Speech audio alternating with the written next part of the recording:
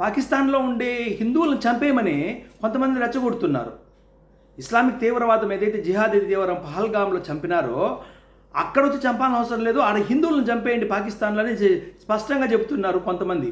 వాళ్ళు ఎవరా అంటే అమలాపురం ఎంపీ హర్షకుమార్ కొడుకు నేరుగా చెప్తున్నాడు, చంపాలంటే ఆడే చంపేయండి, ఈడెందుకు వస్తారు అని మాట్లాడుతున్నారు. విషయం ఏమంటే ఆ చచ్చిపోయినటువంటి వాళ్ళల్లో ఒక క్రైస్తవుడు ఉన్నారు, తర్వాత ఒక ముస్లిం ఉన్నాడు. ఆ ముస్లిం వచ్చి గుర్రాలు తోలేవాడు, సరే అతని వ్యాపారం అది.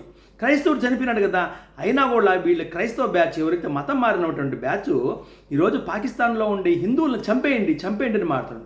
కొంతమంది ఇంకొకటి కూడా బీఎస్ఎఫ్ని తర్వాత ఆర్మీని అందరినీ తెస్తున్నాడు వాడైతే. అంటే ఆ వీడియోలు పెడితే స్ట్రైక్స్ వస్తాయి కాబట్టి దానికి వాళ్ళ ఫోటోలు మాత్రమే పెడతారు. ఇన్స్టాగ్రామ్లో ఉంది. తర్వాత హర్షకుమార్ కుమారుడు స్పష్టంగా చెప్పిన విషయం అన్నమాట. ఈడ ఈ దరిద్రులకు ఏదైతే హర్షకుమార్ కుమారుడు కానీ ఇతనికి కానీ వీళ్ళకి తెలియని విషయం ఏమంటే 1947లో వీళ్ళు కాంగ్రెస్ పార్టీ చేసినటువంటి దురదృష్టం వల్ల 25% ఉన్నటువంటి హిందూ జనాభా 25% ఉన్నటువంటి హిందూ జనాభా ఈరోజు ఎంత వచ్చింది? 0.1%, 2% లేదా 2% ఆ స్థితికి వచ్చినారు. అంతమందిని చంపినారు, ఇంకా చంపేయలేదని అడుగుతున్నారు.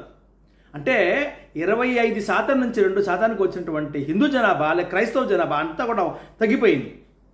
వాళ్ళని ఇంకా మీరు అక్కడ చంపేయండి, ఈడెందుకు చంపుతారు, ఈడ మాకు ప్రాబ్లము, ఈడ హిందువుల యొక్క సంఘటన జరిగిపోతుంది, మా ఉద్యోగాలకి మా సీట్లకి ప్రాబ్లం అవుతుంది, మీరు ఇక్కడ చంపద్దండి ఆడ చంపండి అని చెప్తున్నాడు హర్షకుమార్ కుమారుడు.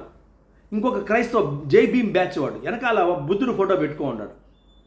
ఇంత దుర్మార్గంగా ఈరోజు క్రైస్తవ సమాజము కొంతమంది మతం మారిన వాళ్ళు పేర్లేమో హిందూ పేరు ఉంటుంది, సర్టిఫికెట్లు హిందూ ఉంటుంది, కానీ ఇట్లా దేశ వ్యతిరేకంగా క్రైస్తవ కన్వర్షన్ తీసుకొని మాట్లాడి ఉంటుంది.